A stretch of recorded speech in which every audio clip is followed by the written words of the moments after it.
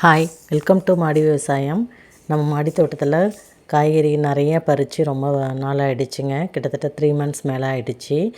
இப்போது ஆடி பட்டத்துக்கு நம்ம போட்ட காய்கறிகள் எல்லாமே நல்லாவே முளைச்சி நல்லா தழைஞ்சி இப்போ காய்களும் கொடுக்க ஆரம்பிச்சிருச்சு.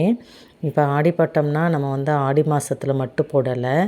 அதாவது ஆடிக்கு ஒரு 15-20 நாளைக்கு முன்னாடியே நம்ம போட்டுட்டோங்க. அதாவது லாஸ்ட்டு இல்லைனா ஜூன் ஃபஸ்ட்டு வீக் அப்படி போல் நான் விதை போட்டேன்.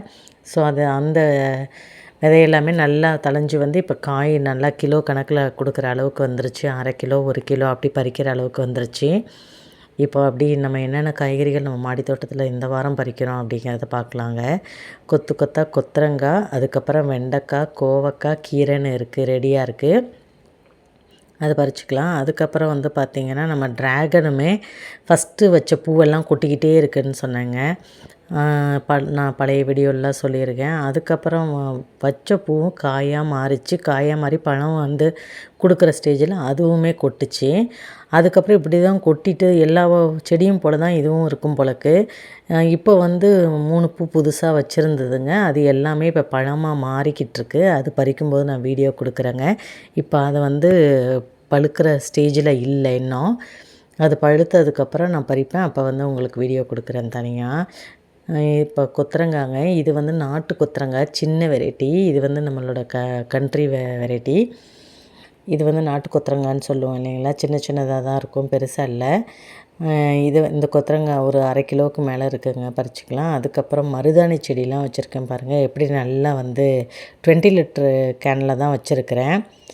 இந்த கேனில் வச்சுருக்கிறது நல்லா, ஆனால் கிளையெல்லாம் விட்டு இலை மட்டும் சின்ன சின்னதாக வருதுங்க. கொஞ்சம் சின்ன சின்ன இலையாக தான் வருது.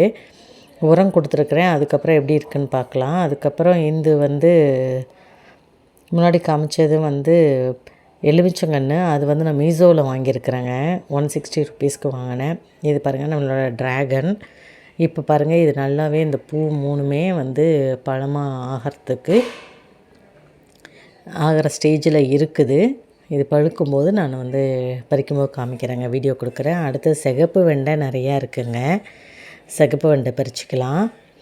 சிகப்பு வெண்டையுமே சிகப்பு பச்சை வெண்டை எல்லாம் சேர்த்து ஒரு 1/2 கிலோவுக்கு மேலே இருக்குதுங்க. அதுவுமே அதுக்கப்புறம் இந்த சிகப்பு வெண்டைக்கு மெயின்டெனன்ஸ்லாம் ஒன்றும் பெருசாக கிடையாதுங்க. அது அதிகமாக பூச்சி தாக்குதலும் இருக்கிறது இல்லைங்க. நம்ம பச்சை வெண்டைக்கு இருக்கிற அளவுக்கு இல்லை. அடுத்தது இங்கே கொஞ்சம் சிகப்பு வெண்டை இருக்குது, பறிச்சிக்கலாம். அதுக்கப்புறம் நம்மளோட லெமன் ட்ரீயில் ஒரு 2 லெமன் இருக்குது, அதுவும் பறிச்சிக்கலாம். அடுத்தது நிறைய பூக்கள் பார்த்திங்கன்னா சின்ன காயாகவே மாறி அது பழுத்து பாருங்கள், நல்ல பெருசாகிறதுக்கு திரட்சி ஆகிறதுக்கு முன்னாடியே கொட்டிடுது. அதுக்கப்புறம் இப்போ நிறைய இலைகள்லாம் கொட்டிட்டு இப்போ அதெல்லாமே கட் பண்ணிவிட்டு கொஞ்சம் மண்புழு உரமோ இல்லை மாட்டு எருவோ கொடுத்தோம்னா நமக்கு நல்லா தழைஞ்சி கை கொடுக்கும். அதுக்கப்புறம் கொஞ்சம் கத்திரிக்காய் இருக்குதுங்க, வெள்ளை கத்திரிக்காயுமே குண்டு வெரைட்டி இருக்குது. அப்புறம் இப்போ முன்னாடி காமிச்சது பார்த்திங்கன்னா இந்த ஏஞ்சல் கத்திரி, ஒயிட் கத்திரின்னு சொல்லுவாங்க, நீட்டாக வளரக்கூடியதுங்க, அதுவும் இருக்குது. இப்போ தான் இன்னும் 2 காய் வைக்க ஆரம்பிச்சிருக்கு. அடுத்து கோவக்காய், கொத்தாக கோவக்காய் இருக்குது. இந்த பந்தல் மேலேயே பாருங்களேன் எவ்வளோ கோவக்காய் இருக்குதுன்னு. இந்த கோவக்காயெலாம் பறிச்சிக்கலாங்க. அதுக்கப்புறம் இதெல்லாம் பார்த்திங்கன்னா பாம்பு புடலை ஃப்ரிட்ஜ் பாக்ஸில் வச்சுருக்கிறேன். இதுவுமே இப்போ நல்லா வளர்ந்து இப்போ பூக்கள் வைக்க ஆரம்பிச்சிருச்சு. ஸோ இன்னுமே நம்ம மாடி தோட்டத்தில் நிறைய காய்கறிகளை பறிக்கலாம். அதிகமாக நம்ம காய்கறி வாங்குகிற இதுவும் இருக்காது, விலையும் இருக்காது.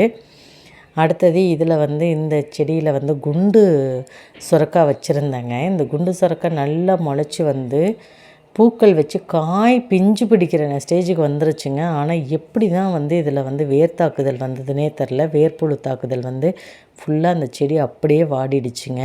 இப்போ மறுபடியும் புதுசாக விதை போட்டிருக்கேன். அதுக்கப்புறம் குண்டு மல்லிகை, நிறைய அடுக்கு மல்லி, நல்லா அது ரோஸ் மாதிரி பூக்கக்கூடிய வெரைட்டி. ஒரு 16 அடுக்கு கிட்டத்தட்ட இருக்குங்க அந்த வெரைட்டி, இந்த மல்லிகை. அடுத்தது பச்சை வெண்டை, சிகப்பு வெண்டைன்னு நிறையா இருக்குது. அதுவும் இன்றைக்கி நம்ம எல்லாம் எடுத்துக்கலாங்க. ஒரு 7 தொட்டி கிட்டத்தட்ட இருக்கும். நான் வெண்டைக்காய் வச்சுருக்கிறேன். அதில் எல்லாத்துலேயுமே எப்படியும் நமக்கு வாரத்தில் 1/2 கிலோ வெண்டைக்கு மேலே காய்ச்சிருதுங்க. இப்போ நல்லா காய்க்க ஆரம்பிச்சிருக்குதுங்க. ஆனால் நம்ம என்ன தான் லிக்விட் ஃபர்டிலைசர் கொடுத்தாலுங்க நம்ம